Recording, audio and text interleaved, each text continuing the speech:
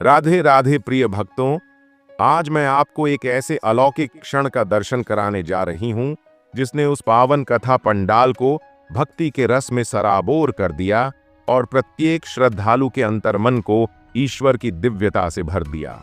यह प्रसंग जुड़ा है हमारे श्रद्धेय पूज्य श्री अनिरुद्ध आचार्य जी महाराज और उनकी धर्मपत्नी, जिन्हें हम सब स्नेहपूर्वक गुरु मां कहकर संबोधित करते हैं, उनसे। यह घटना जितनी दिव्य थी उतनी ही दुर्लभ और अविस्मरणीय भी।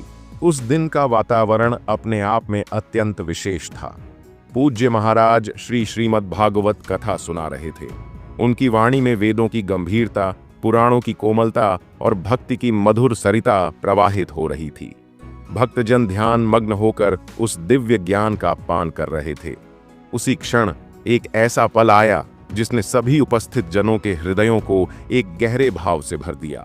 गुरु मां मंच की ओर धीरे धीरे अग्रसर हुईं।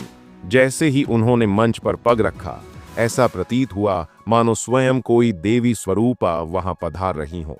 पंडाल में एक अद्भुत सन्नाटा छा गया।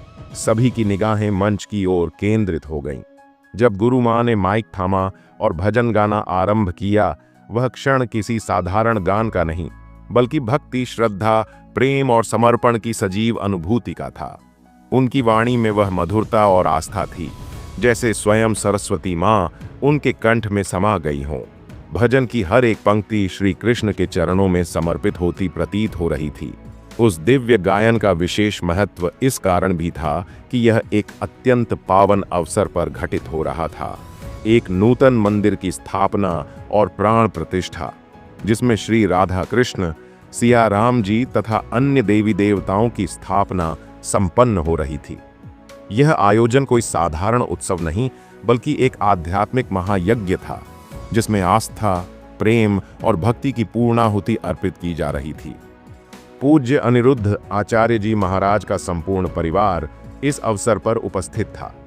वातावरण में पहले से ही मंत्रोच्चारणों की दिव्य गूंज थी, परंतु जैसे ही गुरु मां ने भजन की प्रथम पंक्ति उच्चारित की, ऐसा लगा मानो समय थम गया हो, वायु स्थिर हो गई हो और पूरा पंडाल भक्ति की लहरों में डूब गया हो। श्रद्धालु आंखें मूंदे, हाथ जोड़े अपने स्थान पर नतमस्तक हो गए।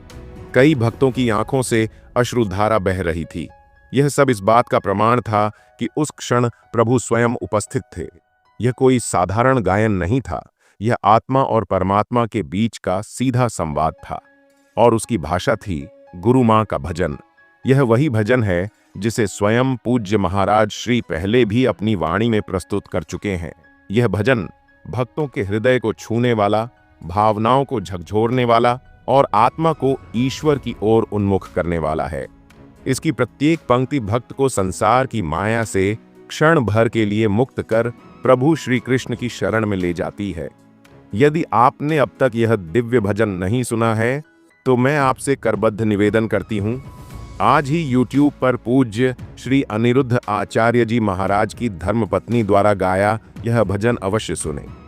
यह केवल संगीत नहीं, बल्कि आत्मा का परमात्मा से साक्षात्कार है। यह भजन हमें यह सिखाता है कि जीवन का परम सत्य केवल एक ही है, ईश्वर की भक्ति। सच्चा सुख, शांति और पूर्णता केवल प्रभु श्री कृष्ण की शरण में प्राप्त होती है।